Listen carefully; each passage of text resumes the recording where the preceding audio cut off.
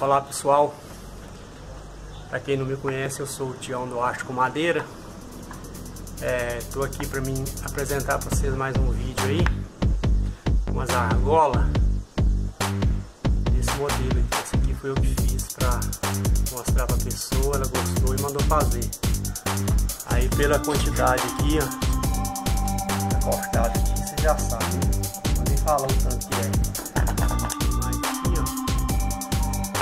Tô marcando o meio dela, vou furar o meio aqui e vou cortar aqui uma roda.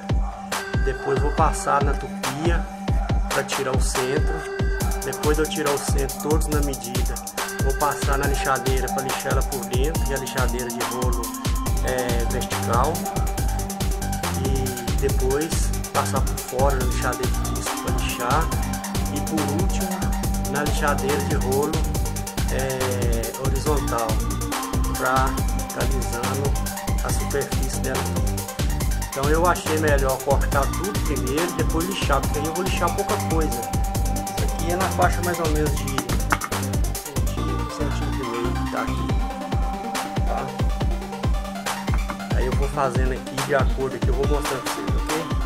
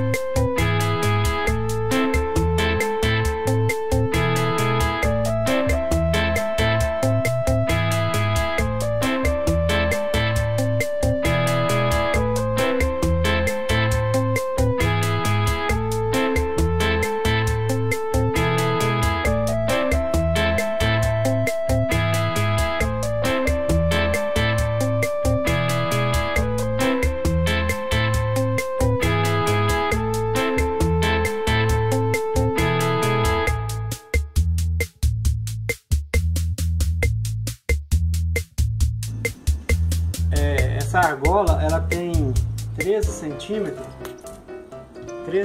externo e 9 centímetros interno. E ela ficou com uma largura de 2 centímetros aqui, ó. Aí recebi uma encomenda dessas argolas aí eu fiz ela aí, um bocado de argola, mostra dentro.